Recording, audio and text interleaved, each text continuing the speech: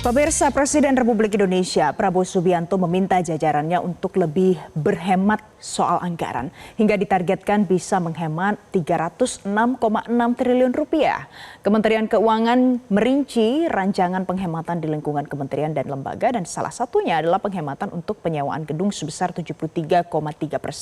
Nah, bagaimana tanggapan perhotelan terkait penghematan anggaran ini? Kami akan bahas pagi ini bersama Sekretaris Jenderal Perhimpunan Hotel dan Restoran Indonesia, Sekjen PHRI, ada Maulana Yusran. Pak Maulana, selamat pagi Pak. Selamat pagi Mbak Valencia. Pak Maulana, kita tahu kalau penghematan ini dilakukan, apalagi soal perjalanan dinas Perdin, ini pasti akan ada dampaknya nanti untuk perhotelan dan juga untuk daerah. Yang disebut sebagai dampak negatif untuk PHRI dan juga perhotelan lain apa Pak? Jadi kita mesti melihatnya luas ya. Jadi jangan hanya hotel-hotel itu kita bicaranya hanya sebagai indikator karena kalau setiap orang bergerak itu data yang paling absolut itu ada di hotel. Nah, kita bisa mendata itu siapa saja sih orang-orang yang datang ke dalam satu daerah dan menginap di hotel dan tujuannya paling tidak tergambar kalau mereka melakukan aktivitas di dalam hotel. Nah, kalau kita perhatikan dari hotel itu sendiri, memang kalau kita lihat di berbagai daerah itu, hotel itu market terbesarnya itu adalah kegiatan-kegiatan pemerintah. Nah, itu berkontribusi terhadap revenue itu bisa 40-50% ya. Mungkin di beberapa daerah itu bisa lebih daripada itu, bisa sampai 70% atau 80%. Nah, ini tentu jadi pertanyaan, kenapa? Karena memang kalau kita perhatikan di berbagai wilayah di Indonesia, itu aktivitas terbesar itu memang di pemerintah, tidak di sektor swastanya nggak terlalu besar. Ya kan, kecuali daerah-daerah yang ada di Pulau Jawa ya, itu berbeda. Tapi kalau kita perhatikan di Sumatera, Kalimantan, Sulawesi, Papua, bahkan di Nusa Tenggara Timur ataupun Lombok itu kegiatan aktivitas terbesar itu adalah mayoritas adalah di kegiatan pemerintah. Nah, ini tentu kalau dengan apa yang ditetapkan oleh pemerintah melalui Impres 1 2025 tentang penghematan anggaran, tentu dampak terhadap industri ini pasti akan cukup besar ya. Karena kita pernah melihat yang terjadi pada tahun 2015 di mana pemerintah pada saat itu melalui Menpan RB mengeluarkan surat edaran untuk tidak boleh melakukan kegiatan atau mengurangi kegiatan yang dilaksanakan di hotel. Nah, ini kebijakan itu cuma bertahan 3 bulan karena memang impact-nya cukup besar pada saat itu. Nah, ada yang mesti diingat juga bahwa kegiatan pemerintah di daerah itu sebenarnya menjadi stimulus juga bagi daerah. Nah, ini juga bisa dicerminkan dari PAD yang diterima oleh setiap kabupaten kota. Biasanya dari pajak hotel restoran itu menduduki peringkat paling Baik, jadi nanti bisa besar, ya. berdampak ke PAD juga ya Pak Maulana ya. Pak Maulana, tapi kalau dari hitung-hitungan yang sudah dilakukan Anda dan juga PHRI, berapa besar signifikan kerugian yang mungkin saja timbul kalau seandainya nanti anggaran ini benar-benar dipangkas untuk periode ini? Kalau bercermin ke tahun 2015, memang di situ bervariatif ya Mbak ya. Ada yang menyampaikan bahwa impact-nya terhadap revenue itu bisa sampai 60% ya Mbak. Kenapa? Karena memang kegiatan pemerintah, khususnya meeting dan seterusnya itu kontribusinya terhadap penjualan makanan minuman itu cukup besar. Itu baru di sisi MICE ya Mbak ya.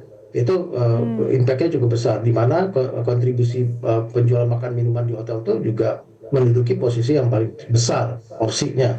Nah, kemudian kita juga harus bicara impact-nya terhadap multiplier efeknya terhadap ekosistem dari bisnis-bisnis yang yang berkontribusi untuk memenuhi kebutuhan hotel. Ini juga penting, seperti penjualan makan minuman, ya kan, ada UMKM-nya juga di dalam situ, kemudian juga pemenuhan kebutuhan misalnya untuk di kamar mandi, kebutuhan hotel pada umumnya bisa sabun atau linen, ya kan, dan kebutuhan-kebutuhan lainnya. Ini juga akan menjadi sasaran nanti pada saat efisiensi tersebut.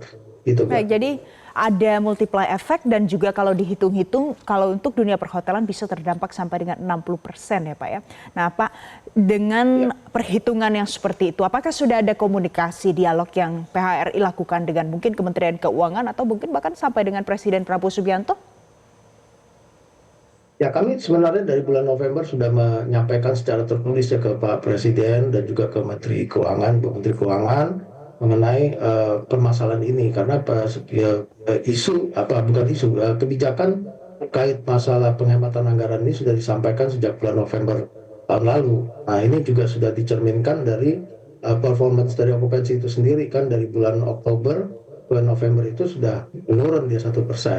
Nah, kami menyampaikan di dalam surat tersebut, kami sebenarnya sepakat untuk pemerintah melakukan efisiensi dalam rangka penghematan anggaran. Namun di sisi lain, kami melihat di sini ada hal lain yang juga pemerintah mesti lihat dampaknya terhadap perekonomian di berbagai daerah nantinya yang terjadi. Karena kita mengingatkan pada tahun 2015 ini sudah pernah terjadi. Itu satu. Yang kedua, kami juga mengusulkan, selain itu kami mengusulkan bagaimana kalau pemerintah terus mendorong bagaimana pemanfaatan e-katalog di sektor akomodasi itu agar terjadi transparansi itu justru yang lebih diprioritaskan karena dampak ekonomi karena gini loh setiap daerah itu memiliki berbagai macam UMKM namun serapannya itu dapat dilakukan hanya dari pergerakan orang jadi Baik. tidak bisa hanya dengan satu hal gitu loh Mbak jadi banyak hal dari pergerakan orang itu dan mereka bisa hidup di setiap daerah kan Mbak. Baik.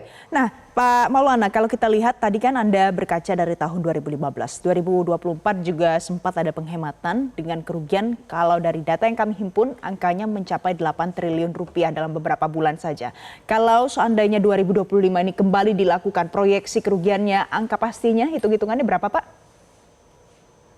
Ya, mungkin bisa lebih besar daripada itu, Mbak. Bisa kalau kita proyeksikan impact ke hotel itu cukup besar ya, Mbak. Secara angka detail mungkin saya belum bisa sampaikan, tapi kan tadi bulan November aja bisa sekitar 8 triliun, tentu kalau dari 12 bulan dilakukan itu tentu akan lebih besar daripada itu. Itu satu. Kemudian juga kita lihat dari penyerapan tenaga kerja ini menjadi penting ya, Mbak ya.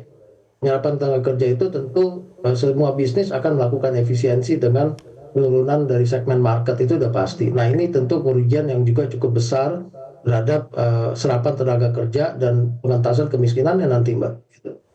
Baik, kalau begitu mudah-mudahan nanti ada jalan tengahnya dari pemangkasan anggaran untuk penghematan ini dan bagaimana solusinya untuk teman-teman di PHRI. Terima kasih Maulana Yusran, Sekjen PHRI sudah bergabung bersama kami di Zona Bisnis hari ini.